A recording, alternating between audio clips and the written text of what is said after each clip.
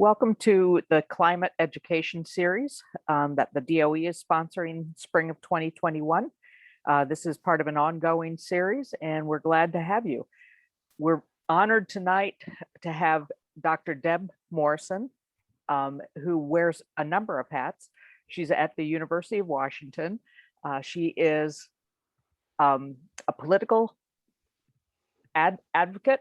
She is an environmentalist. She is a social justice individual, and I'm proud to call her a friend as well. So she's a research scientist that I think you will find absolutely fascinating. She has her fingers in quite a few different pots, and I know that you're going to enjoy hearing from her tonight. So without any further ado, Deb, I'm going to hand it off to you. Absolutely, thanks. So what I did today is I put together, so it's earlier in the day, I'm on the West Coast of North America.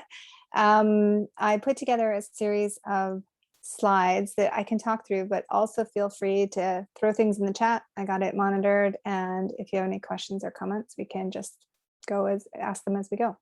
So I'm going to go ahead and share my screen. And all right, that should be what you need.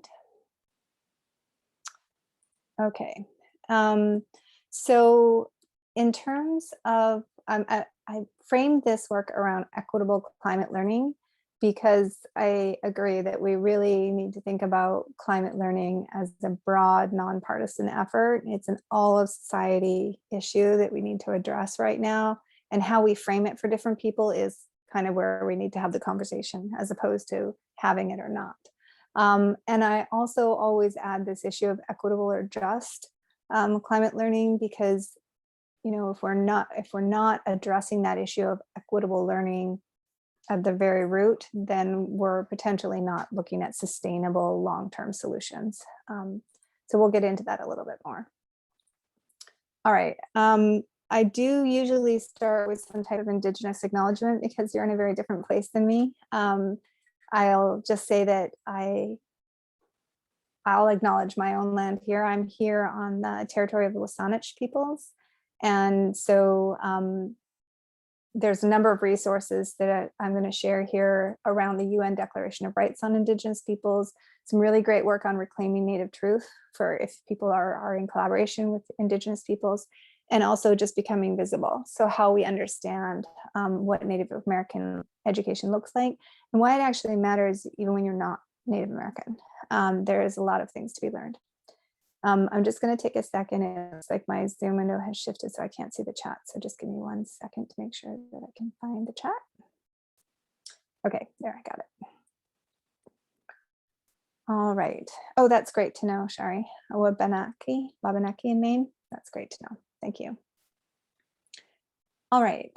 So today I just wanted to talk a little bit about the climate learning research, some key issues that really come up for educators when we're thinking about systemic climate change education, things like controversy and indoctrination, things like what's age appropriate learning for climate efforts and justice efforts, and how do we need to center things around action and hope. And then I'll provide a few other resources. Okay, so to begin with, when we're thinking about the research on climate learning, it's relatively thin, and that is really challenging for people who are designing climate education curricula, supports for educators, or implementing climate change education acts like is happening in many places. So one of the things that we've been doing at the University of Washington is trying to build up capacity across all of science, technology, engineering, mathematics, but specifically more recently with related to climate learning. So we have a number of different briefs that have been coming out around climate change teaching and learning. This one here, that's an example, it shows the idea of justice-centered phenomena. So it's actually more general even than climate. So you can learn, you can use this in contexts where you can't necessarily state climate change explicitly, but you could center learning around justice-centered phenomena. And it sort of centers around these two ideas. One, that knowledge of science is not enough, knowledge of science alone. we need to think about science in the context of things that matter to us in our everyday. We need to connect science with stuff that we care about. So that's what phenomena-centered instruction is about. And justice-centered phenomena is really thinking about how do we actually weave together issues, local contextualized issues of justice in relation to that phenomena learning. We also need to ensure that we have personal connection to the problems, to the consequences, to how we even engage and get involved in those types of solutions. So in Maine, this could be something like, I think the classic ones in Maine are things like the lobster fishery, changes in the lobster fishery related to calcification of shells. It could be changing ocean currents and how that impacts weather. It could be, the migration of hurricanes or severe storms up the coast from the Gulf of Mexico. So there's a few different types of phenomena, and it could be even just like, the changes in frequency of precipitation, and understanding that and studying that, and then building out into how does that impact people differently? How might we study that? What kind of data might we use? What kind of stories in our community or knowledge keepers in our community can we actually draw on to engage with that? All right. The next sort of piece around climate learning research is really about how we frame climate change. So like we were saying with the justice-centered phenomena, we don't always need to say climate change to teach climate change. And it's not trying to be sneaky. It's literally just trying to connect clearly to what people care about and the language in which they're speaking about the changes they see in the world. The reality is that climate change is happening everywhere around the world, and anywhere you look, you can see some kind of change. So climate change gets naturally woven into the study of anything that we see in our world right now. But we really want to connect in ways that resonate with particular communities so that we're not in a constant struggle just to be able to learn those things and engage with people, but we're in collaboration with them. So yeah, the examples that I see, Shari, that you put into the chat there, things like hydroelectric corridors, the warming of the Gulf of Maine, fisheries, different offshore windmills, like all of those things are great opportunities to actually bring it up using an inquiry stance and study what the issue is. Even if there are political differences on why we should have this or not have this, in a science classroom, you can still study the science behind what do we know about this phenomena. And you don't have to come to a closure to say this is the best or this is the least best. You can just engage in argumentation as a practice, and that can be what students are learning. You really want to avoid despair and instill hope. And often that's done through action. So studying solutions that are happening locally to larger climate change things. So, the decarbonization of electricity. So through hydroelectric, through wind, through solar, the shifting policies that might be happening and why they are being put in. Like, what's the science behind those policies?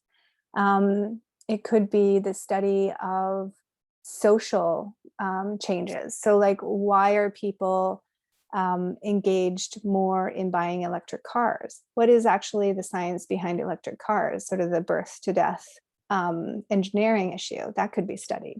And there's not always clear answers to what is better or worse. But students can engage in that idea of argumentation, inquiry, data analysis, all of those great practices. And that's what we really want them learning. And that's hopeful because it's very action oriented toward understanding real things in the community. All right, this is something that comes up a lot. And it's a fear. It's kind of comes out of the history of evolution and the concern about teaching evolution that many teachers have had is that they get into what is called controversial topics. And so we created a STEM teaching tool. This is actually one of the first STEM teaching tools I worked on when I started at the University of Washington. And so we created a STEM teaching tool around addressing controversial science topics in the K-12 classroom, because it's really important to understand when a topic is scientifically controversial and when a topic is socially controversial. And so there's a big difference. So climate change, for instance, is not a scientifically controversial idea. There are sub ideas within the field of climate change that are actually unsettled science. But controversy or conflict in science is part of how we know and build knowledge. Like when we have an idea, for instance, that the electric car is a good thing, or a lithium battery is an excellent piece of technology. Well, it in of itself is an idea, is a technological solution to something or innovation. The use of it and the way it's propagated in the world starts to have, pros and cons. And those are things that can be studied. They can be studied with data, they can be studied and those are the things that it's harder to understand exactly why they're good or bad. And there's no singular answer, but those are things that can be studied through inquiry. So that's the idea of really thinking about climate change as a social controversy, but not a scientific one. So how do we handle that and manage that with parents, with communities, with students? And then really thinking about engaging learners in inquiry-based activity to avoid that idea of indoctrination. We're not trying to create people that replicate exactly what we think. That's not what we want to be doing with students. That's not education. So what we want to be doing is having students critically analyze information that they're getting and make reasoned decisions based on some premise of why they're reasoning. All right. The next thing that comes up, I should also mention that I work within the Washington State context. And in the Washington State context, we have a project called climetime.org. And ClimeTime is a effort where we're actually developing some new STEM teaching tools, and we're learning together, we're building capacity among educators to think and do climate change based education. So as part of that work, there have been a lot of different tools that we've used, and all of the ones on this page we've engaged in some way or another. And so, and we did that because an issue around age appropriate climate learning came up early on. How early is it to be too early to talk about climate change? And so the answer is, it's never too early. It's about how you talk about climate change at different age bands. So very young children, for instance, have a very narrow sphere of influence. So they have family and community, sort of like family is the initial level and sort of pre-K, and then it starts to bump out to school, community. And so you want any actions that you're having students learn and inquire around, or activities, you want them to be at that scale. You don't want to necessarily have, third grade students studying polar bears. It's so far out of their sphere of control that it actually instills despair because they can't do anything about it.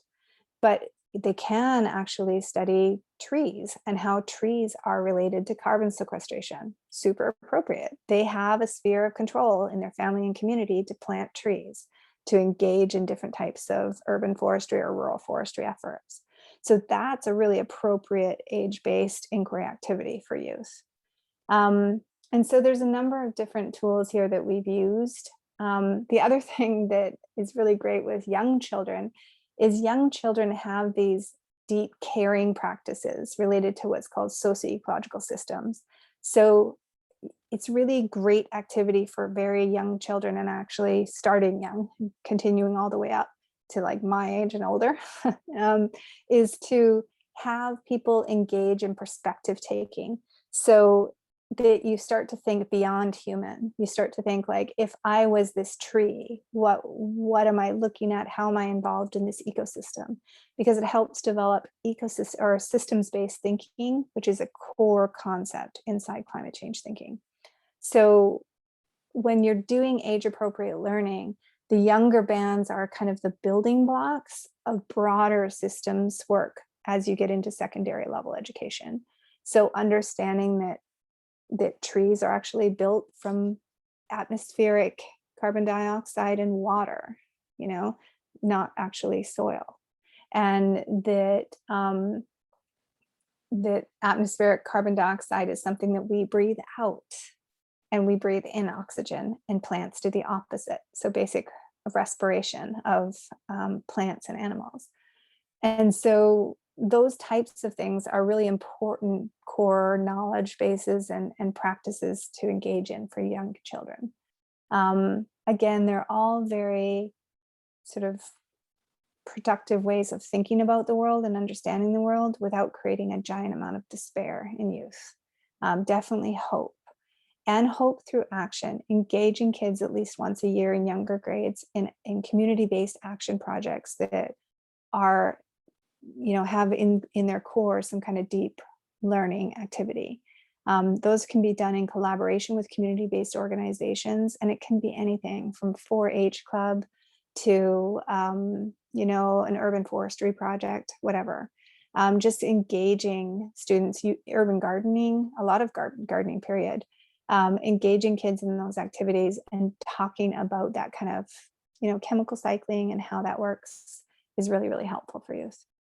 There are some really great resources as well in Learning in Places, which is a project by Dr. Megan Bang, sorry. And it weaves in Indigenous sort of educational paradigms and values and ways of knowing. And so I really think that it's an elementary-based project.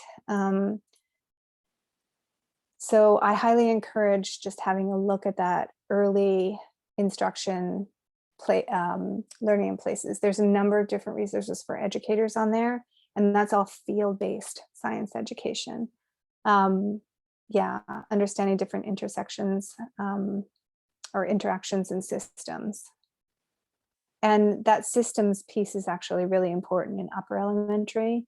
Getting kids to start to put together their knowledge their sort of pieces of knowledge into more cohesive maps, conceptual maps of how things flow together. The other set of resources that's just been released, I think last fall or maybe in the spring, was the Climate Literacy and Energy Awareness Network. They produced a whole guidance page just for elementary teachers. So really exciting that they were able to produce that. And it is found off of their main page, which is this cleannet.org site. And it has age-appropriate resources and knowledge for elementary educators to build their own knowledge and then work with students around that. And it links to the Clean Collection, which is a science and teacher vetted collection of lesson plans, visualizations, games, all different kinds of things. It was produced by on an NSF grant. So really valuable set of resources inside the Clean Network. And then the last one on here is Talk Climate. There's a bunch of age-appropriate resources that have come out of behavioral sciences and educational psychology to actually think about what is the language that we use at different grades to talk to, or different ages. It's not just grades, it goes all the way up to adults, to talk about climate. And that's one of the most powerful things we could do, is talk climate all the time in all contexts. All right. I also think that this is a very little used resource, and it can be exceptionally valuable if you work in a community where it's hard to say climate change. So this is the Education for Sustainable Development Roadmap that was produced by UNESCO, and it connects to the 17 Sustainable Development Goals. And if you look at this image, you can see that the 17 goals are around the outside of the image, and on the inside of the image is what education might be. So it could be things like, address the causes and consequences of hunger and malnutrition. It could be encourage the equitable transition to green technologies and sustainable industries, protect the oceans and marine resources through ocean literacy and action.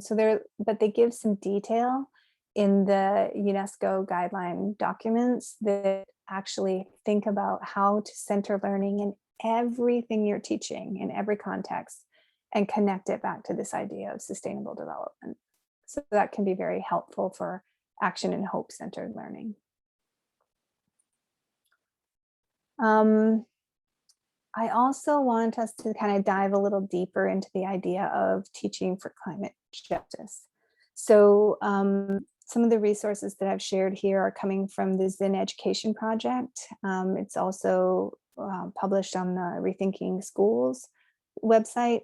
And we've used these in Washington State. Most of this work is coming out of Portland and Oregon, but we have used this also. It was produced for social studies originally, but we pulled some of this work into science and said, what could we do if we started with a social studies stance on learning and then think about how to deepen the science?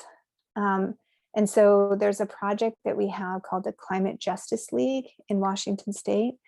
And we have, in that project, we have engaged with this particular curriculum, the curriculum for the earth, people's curriculum for the earth, to really think about how are science teachers organizing much more directly toward climate justice. And I'll add it to the slide deck here, the example. So we created a portrait of that example of how teachers in science classrooms are using climate justice as a lens to teach. So I added that to the chat window and to the slides. And so that can be taking any particular issue. These are examples that are a little bit further afield, but there's also a really great example called the Climate Justice Mixer. This one here. So meet today's climate justice activists, a mixer of people saving the world. And it is so fabulous to look at the climate justice mixer because there are people in the communities, like all across North America, who are doing things to promote climate justice. And what that means is sort of defined in the examples of what they're doing. And they're great examples for fostering hope for youth to think about what they can do. One of the things about using this in science classrooms that teachers have found is that they have to really think about, like, why are the activists taking that particular issue on? What is it about that issue and how they're engaged in that issue that is based in science? And to understand too that activists don't always mean advocates. Advocacy is one form of activism. Other types of activism are in how we change organizations, how we engage with local community to like have more resilience or foster food security. Those are all types of activism that aren't necessarily advocacy. So they have a bunch of examples of a lot of different kinds of activism that help kids just think about how they can get engaged in community participation. To do this kind of work, the sort of deep climate justice work is very helpful to be connected to resources and networks. So the Climate Literacy and Energy Awareness Network, I see I'm missing an A up here, sorry about that, I'll change that. The Climate Literacy and Energy Awareness Network, it actually has a network. So regular calls where you can join and, a listserv where you can get in touch with other teachers in other contexts working around these issues and share ideas. So that's helpful. The Zinn Education Project also has a Teach Climate Justice campaign with new resources being posted all the time, and they encourage people doing this kind of work to share. And then these other types of networks exist as well. I do want to highlight the Climate Action Childhood Network. That network is really interesting because it's early elementary and it has a number of very, very good climate-centered, place-based learning projects that have been researched all across North America, really helpful examples. And then in terms of justice, more specifically, there are some broader networks of climate justice that people might want to explore as they have students sort of engage with climate justice learning so that they can know these types of things are happening in the world. It actually took me into my 30s until I realized there was things like the Indigenous Environmental Network or the Climate Justice Alliance. So those types of things are all out there and available to engage with at any point as a citizen or a member of our society. And so last thoughts of just like takeaways, big takeaways for thinking about climate learning is really learning. Like we constantly want to think about how we ourselves as educators or as policymakers, as leaders, are constantly taking a learning stance. I've been involved in this field as a professional for 30 years, and I learn something every time I work with teachers or I work with scientists or policymakers every time. So always having that humble stance of a learner and modeling that with students, right? I don't need to be an expert when I walked into my middle school classroom as a teacher. I need to be an expert in teaching and learning and facilitating learning, but I don't have to be an expert in biogeochemistry. I just have to engage students in the inquiry around that topic. So not having all the answers is not a problem. It's about knowing where to help people look for it, help them inquire about how would we understand that as a good source or not, and being able to do that kind of work with students. Talking climate everywhere, all the time. Engaging in climate conversations and learning that are not always climate direct, but related. So I often have conversations with folks in agricultural contexts that are not climate direct, but they're climate related. So, how is the precipitation shifting? Like, is it still wet or is it a really dry year? Is it hot or is it cold? Are you getting a lot of snowpack or not? Those are all climate related questions, but I don't have to be saying like, see, it's climate change. That's not helping anybody, right? Like eventually people come to their own knowledge as they learn and grow and have these conversations. So constantly pressing about like, how are we doing? What do we do next? How do we adapt to that? And these science questions, I love these questions because they're just basic science questions that we should ask all the time. And they're as applicable for climate change as they are for anything else. How does it work? How do you know that? Why do you trust that source of information? What can we do about that? That's an action-oriented, hope-centered kind of issue. And then how are the impacts of that different for different people? And so that's that justice lens. And you might want to extend that too for different people, for non-humans, who's impacted, who has power to change that.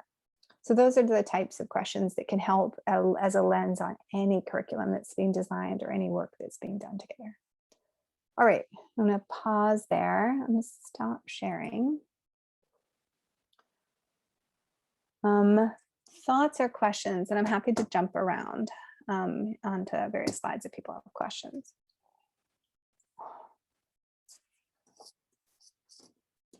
I have a question about the controversy and indoctrination slide, just because I never heard about that before, and I was wondering what types of practices are indoctrinating students and just learners about climate change, just to be aware of it.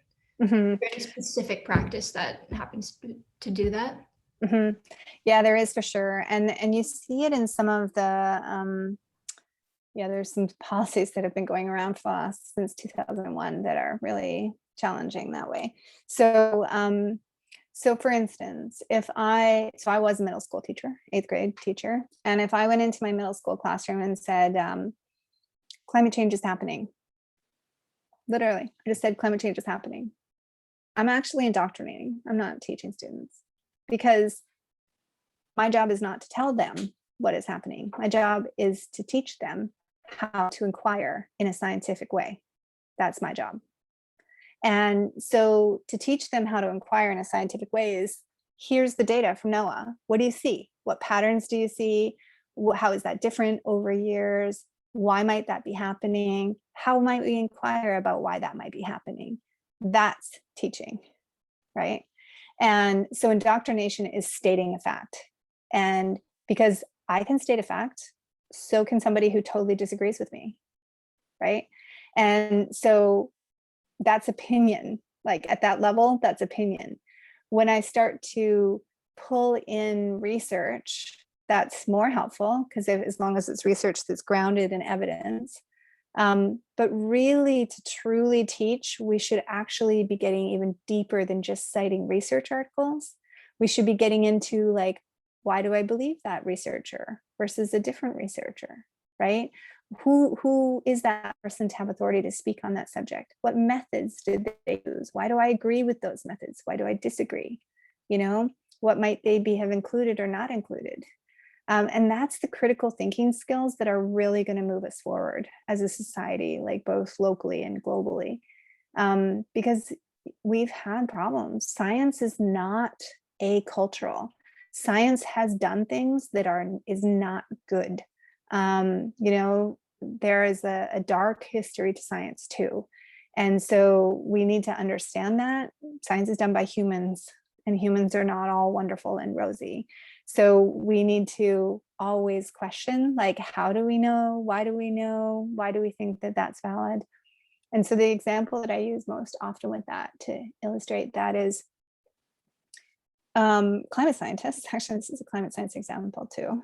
Climate scientists were studying the Arctic. So snow loss in the Arctic, ice loss in the Arctic, and you know, migration of animals, all different kinds of things, all across the circumpolar region of the Arctic. And they engaged with the Inuit people in the region more as guides than as knowledge keepers. So they didn't see them as scientists originally. And so years went by of, you know, scientists from Europe, primarily in North America, going into the Arctic to study the Arctic and climate change, but nobody thought to really work and think systematically with the Inuit as knowledge keepers of people who live in a fragile and like crazy ecosystem, and they live there. Like they live there wholly and have for, you know, since time immemorial. So at some point, somebody just like, you know, as relationships built between scientists and Inuit and like, you know, time went by, people realized that there was this amazing amount of knowledge that nobody like was writing anything down, like they didn't understand how they had it. So it turned out, you know, the oral traditions of people in the Arctic had incredible histories of change, like embedded in their narratives. I don't like to call them stories per se, but it is this type of indigenous story work. But it's rooted in it, and but held in with these stories is not just the history of changes, but is this set of values about how to be in that place. And that's why they didn't recognize it as science, because Western science is almost like stripped of values. It appears to be. It's not. It has values. Everything has values, but it appears to be stripped of values. And so they couldn't understand like these narratives that they were hearing. They are science because they're showing this like rigorous history of, and you had to be a knowledge keeper to be able to share these stories. You had to learn how to say the histories. So there was a rigorous training process to like have these narratives passed. And so now we understand that. And oral traditions of knowledge are understood to be evidence bases in climate change in regions around the world. And those indigenous knowledges are starting to be, and ways of knowing and being in the world, and those values that underlie them are starting to be lifted by indigenous peoples and others, like really thoughtfully around climate change. So that's a total shift in evidence. Did evidence suddenly become different? No, it was that people understood what evidence is to be more expanded. And we can actually do that. You know, so like a practice in science, like using evidence, that practice didn't change. It's what we think of as evidence is what shifted.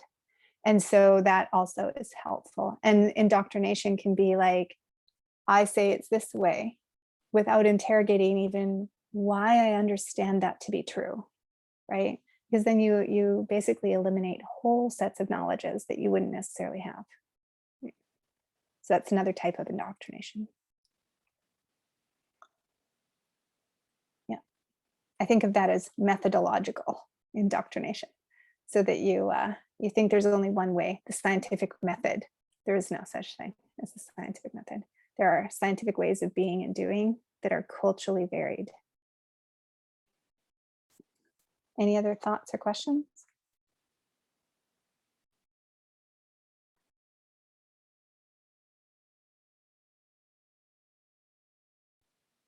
Maybe one last thing on the issue of indoctrination and just controversy more generally.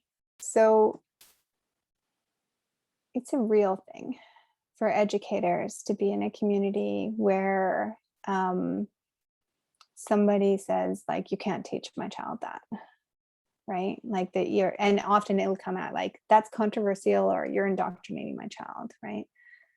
And so the easiest way to avoid that is to always go back to data that can be shown, like from a trusted source, like NOAA, NASA, like government sources of data, or community collected sources of data. So local collection of data is always good too. And then the inferences that people make are their own, not the teachers. And they're based on scientific principles, but the end results of where they get to in their argument, they're their own.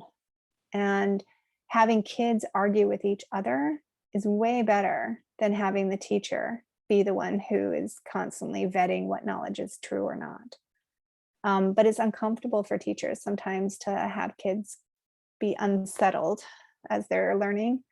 And then when a teacher does come into, or sorry, when a community member or family member comes into a classroom to confront a teacher, like, how do you handle that? So you actually do need to provide teachers practice spaces for that. As you engage in sort of socially controversial topics, you actually need role-playing activities for teachers to go through to say, like, what would I say if a community member comes and says this? It may be one person a year who does it to a teacher, but that one person's going to scare them because they may not know how to handle it. And so they might shy away from engaging in the work. And so it is actually really important to figure out how to handle it. So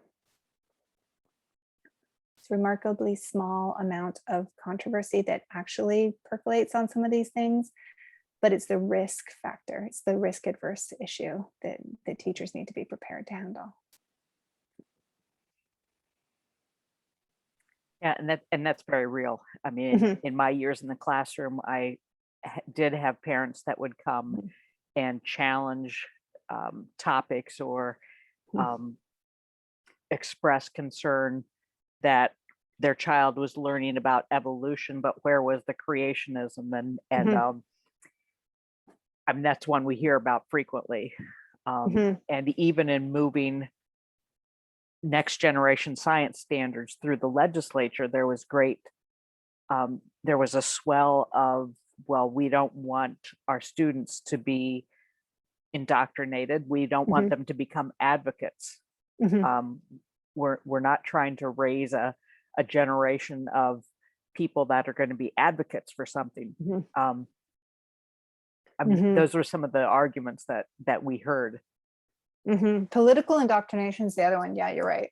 So political indoctrination is something to be very careful about, because I don't particularly have the stance that science is in any way a neutral or objective activity. It's engaged in by humans. Humans themselves are not neutral or objective, but it does have particular practices.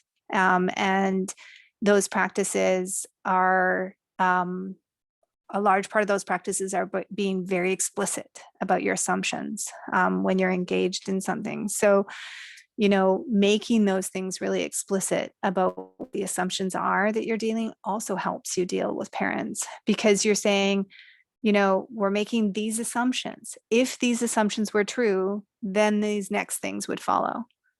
It's up to you to decide whether those assumptions are true or not. We're just following an argument of thought. Right. And I taught in the Colorado homeschool program for a few years after I had my children. And it was a very conservative population. A lot of people who didn't want to have their kids in school because of religion. So way more extreme, Shari, than you just said. Those are the people who actually won't send their kids to school. I got them all.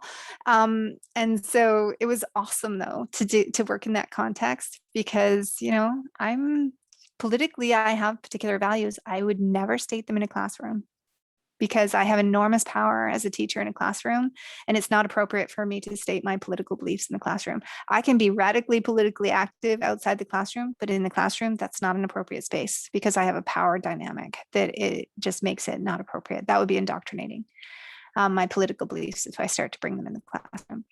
Having said that, my role in that context is to educate and to make sure that people can critically reason and think with data and think with each other and have like good argumentation practices that don't devolve into 2-year-old, opinion conversations. Right. And so like being able to differentiate between what's opinion and what's evidence-based. We would always call each other on that. We had like, inside the classroom, people would be like, oh, well, I just know that. I'm like, well, how do you know that? And they were like, well, I heard it from my dad. And I'm like, okay, where'd he hear it from? And so, until you follow it down to an evidence base, it's not admissible in the argument for a scientific argument. And then differentiating scientific arguments from social arguments, because that's also something that kids get confused about. There's actually a couple different terms that are, and Shari, you probably have them all in your head. So there's like 4 or 5 terms that are used in everyday language and used in scientific language differently. And those things have to be very clearly like separated for students so they understand. So theory, how many times, like in my household, nobody uses the word theory unless it's for science, right? I have a hypothesis or I have an idea. Great. I have a theory. No, you do not have the theory of evolution sitting in your like head right now, I'm pretty sure, And so a theory is like a very specific thing in science. Uncertainty. That's a big one inside climate science. So uncertainty doesn't mean we don't know. It just means we have boundaries around what we know based on statistical probability, right? What's the other one? Time. Concepts of time. If I'm 10, my concept of time is until I get my snack at 4, right? And if I'm my age and I'm a climate scientist, my idea of time is like the last, 2 billion years and how things have changed. And so if I'm Indigenous, my time might be multiple generations and my obligations and responsibilities to them, right? So different conceptions of time exist and they're cultural, but they implicate how we understand learning. And we found that a lot in a study on evolution, that when students were studying evolution, we asked, how do species change over time? Many younger children will say, well, they didn't understand the word species. They thought of individual.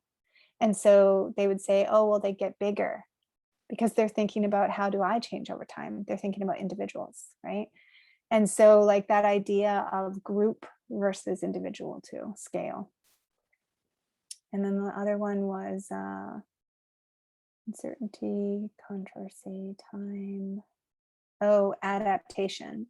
So in adaptation, we have that problem. It's actually a climate change and a biology issue. So there's like 8 meanings of the word adaptation, and kids in general everyday language generally mean like a behavioral adaptation. So I'm changing my behavior because otherwise I get grounded, but adaptation when we're talking about climate change is how we as organizations and societies change behavior or change structures in our society to be able to deal with the impacts of climate change. It's not necessarily just me personally. And of course, in biology, it's about species dying and reproducing as populations. So yeah. But all those things have to be involved in the learning because language itself that we talk about stuff is very cultural, so yeah. Well, and I want to pick up on something you alluded to earlier, and that is helping students understand what is a trusted resource and what is not a trusted resource. And something could be called research-based, but it's not really research-based in the way that we think of objective kinds of research that is vetted and peer reviewed and those sorts of things. So a big job of ours with students, I believe, is to help them understand how, not only how to look for data or information, how to find information, but how to sort out what's true and what's not true, or what's valid and what's not valid. And I mean, we certainly have seen the ramifications of not knowing how to follow those lines, leading to some pretty crazy conspiracy theories out there today. Yeah, that I think that's you know, in years ago, you know, when there's great changes in our governing structures, I was asked actually, what is it that science teachers can do? What is our obligation in this time? And I'm like, teach critical thinking. Just teach critical thinking, teach evidence-based reasoning, and teach critical thinking, you know, and yeah, exactly. And so, you know, we hear a lot right now about social media and things that are going on around that. And like every time we hear that, like we just want kids to echo these basic questions in their head, like, how could that be true? How do I know that to be true? Why do I trust this source? You know, like, and trust is also an issue now, because like if you have a relationship with somebody on a social media feed, then you feel that you trust them because you have a relationship with them. It's called a trusted messenger. And like a trusted messenger for a teenager, maybe somebody who is totally not necessarily a scientifically trusted source of information. And so understanding that idea of how we figure out where trusted sources are and seeding trusted sources into youth that are socially media relevant. Like, why are we only giving them websites that are static? Why aren't we giving them social media contacts that are actually trusted messengers in the TikTok space, in the Instagram space? They exist, you know? So we should be seeding those trusted messengers into that space. And then how do they use the like follow the people that the trusted messengers follow? You know, like doing that as a pathway to trusted messenger. There's a critical literacy, like a digital literacy aspect to our own critical literacy now that is even more complex than it used to be. So how to actually follow trusted sources in our digital media is really important. Yeah, trusted info because the other people like the posts. Yeah. And so that like, you know, crowdsourcing of like reliability, that's, you know, and it's that idea of, you know, what are the little animals that jump off the cliffs and then one behind jumps off the cliff? Like, I'm like, okay, is that, do I want to jump off the cliff? Not really. No. Lemmings. Lemmings, it's lemmings. And There's so, just a paper that said that was all false too. oh, is it? There you It's not a go. real thing. It was made up for a movie, like Yeah. for a documentary. It It didn't doesn't seem a happen. good evolutionary thing. Yeah. So, yeah. Although I think we could come up with some modern day lemmings that could replace Yes. those. Yes. Yeah, but that's like But the that's a whole other idea. topic. Yeah, and it does boil down to that issue of trusted messenger issue, you know, status. And so, and Ed Maybeck, Tony Leiserowitz in the Yale Communications Center and the George Mason Climate Communication Center have done some great work on that around the Six Americas study, Six Americas study of climate. Really thinking about like how those even values are shifting, you know, talking about controversy in the US. Really, and I put that actually under the slide around controversy and indoctrination. I linked to that. That they're tracking every few years, they track this, they do this giant survey, and they've shown that fewer people are actually again deny climate change every year. Fewer people deny it, and more people are for it. It's just how we frame it and what language we use to communicate in different contexts. So yeah, absolutely, super interesting though. And in the teaching of this is the kind of conversation we need to be having with teachers to make sure that we're constantly building capacity and having these conversations and problem solving things. Yeah, for sure. Absolutely. I want to be cognizant of everyone's time. It is 5:30, so I don't want to hold folks over unless you have a burning question or comment that you'd like to throw out for the good of the order. Um, so let me pause just a second and see if that does exist.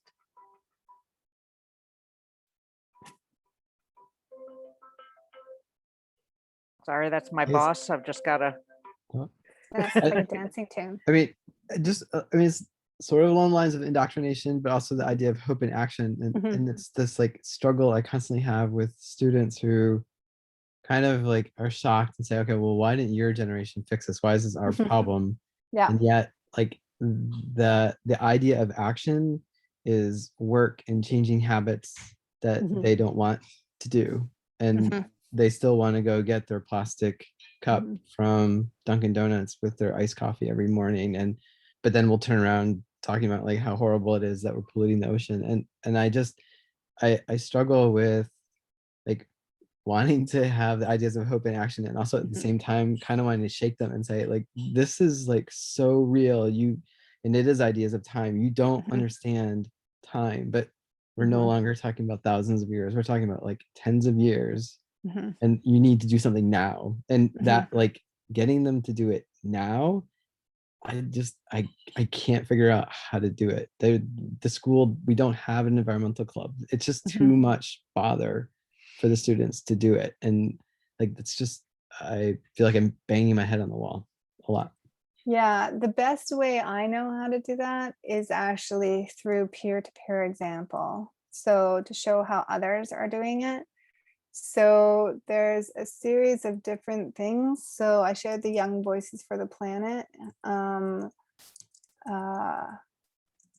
That's helpful. And showing students examples of organizations, things like the Sunrise Movement, things like there's an entire constituency at the UN FCCC, which is the Climate Change Convention, called YoungGo, and a whole series of organizations that are involved. And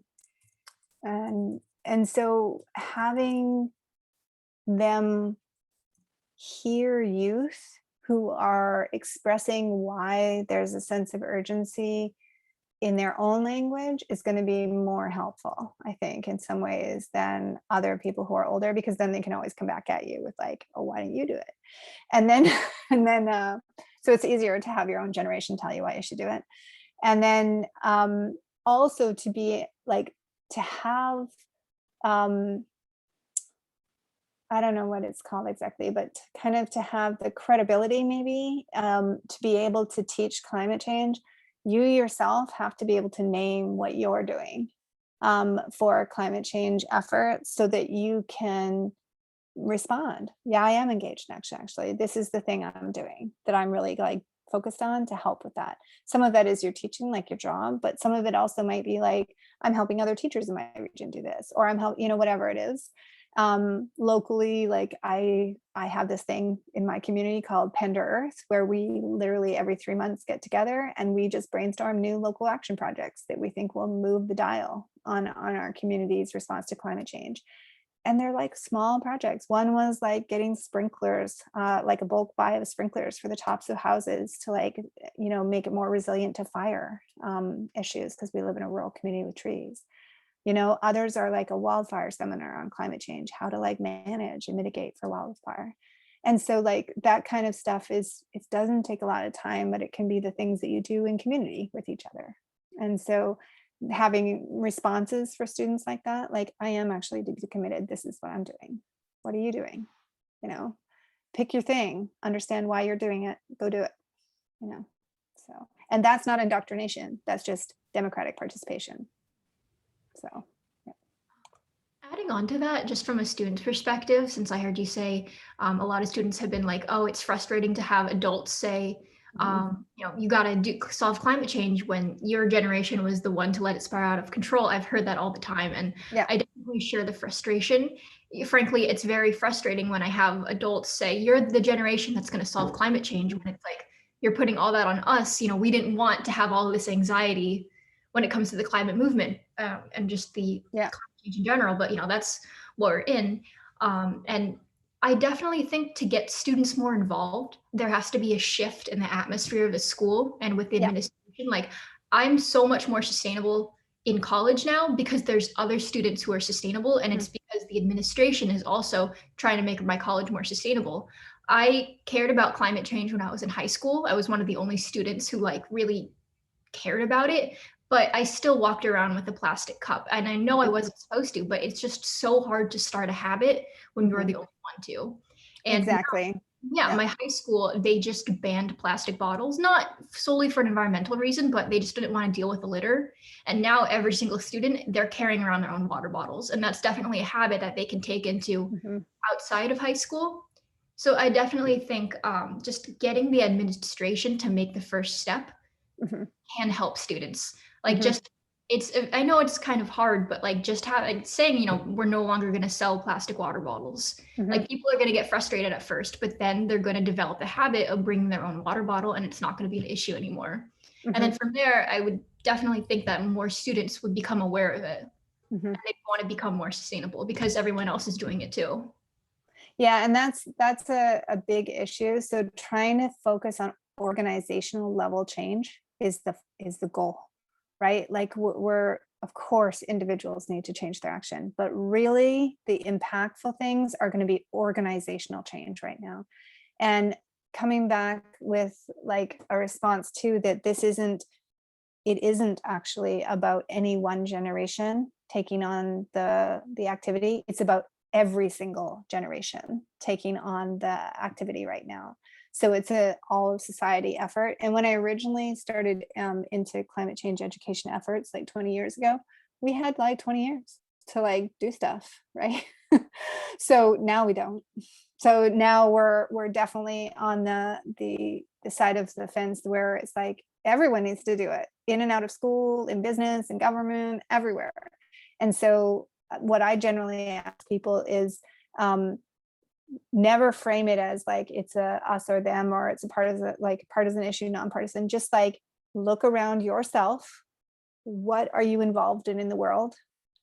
And what can you affect change, right? I can nag my mom not to drive a gas powered car, or to like go less to the store, or do those types of actions, recycle, do all those kinds of lower impact things, buy less, you know, do less, don't travel on an airplane, like all of those kinds of actions that we know are going to reduce footprint. I can also lobby administrations of schools to like stop the plastic use on campus, you know, all that kind of stuff. As a teacher, I can lobby my entire teachers union to change it at every building in the district. I can lobby the district. I can, you know, I can go present at national conferences about how we did all that and why you should do all that. And like, you know, so you can kind of see how your spheres can increase as you move into different professional roles. So yeah. But again, like from an education point of view, and I would say this is not just in K-12 education, broadly, like a learning goal around climate learning is, it's not about saying to somebody, go do this. It's like, I did this because of these reasons that I know they're going to impact climate change in this way. What are you doing? Right. And like, you know, getting people to think that through. All right. Shall we call it, Shari? I think we need to, but I think that It's late for you guys. Yeah. Modeling is a key part of creating buy-in. Yeah, totally. So, yeah. So Deb, I can't thank you enough. It's been a wonderful session here tonight, and I'm sure that there will be a number of people that chime in or take part of it with the recording. John and Kiara, thank you very much. Thank you. And Deb, a lot of information. It's going to keep us thinking for a while. So we really appreciate it. Definitely dive into the notes section on that slide, on the slides for anybody, because I tried to add in all the resources there as we went along. And don't hesitate also to reach out. I know in the chat, Deb put her personal website in there, because there are a plethora of resources that are posted there as well, in terms of publications and different articles that I think you would find very, very useful as well. Yeah, and Kara, I just wanted to drop one last thing in here. I realized that while we were talking, this might be helpful, and John, you might find this helpful too. So at the international level, there's a program at the UN called Action for Climate Empowerment. And I was noticing that, Shari, just because you put the book in there, the book that I wrote, this is the book that I wrote with a guy named Tom Bowman. And we're actually working right now on a contract to get this into US policy. So we're working with NOAA to get this into US policy. Beautiful. But what we did too is myself and a group of women, turned out to be all women, internationally, including one of the heads of the local communities and Indigenous peoples platform, we created a brief about action for climate empowerment. And this, John, kind of gets to the question that you just asked too, and justice. So like how those weave together. So that might be really valuable. It's a little longer than I intended. I was like going for 4 pages and I think it ended up being 12. I just couldn't seem to compress it, but it gives a super good overview. And Kara, I thought you might like it just for the purpose of like a deep policy dive on the international landscape. So. All right. Have a good night, everyone. Thank you very Thank much. you so much. And if you have not saved the chat, I've saved the chat, and I'll make sure I link that to the recording as well. Perfect. Thank you. Thank you all. Okay. Bye. Have a great night. Bye.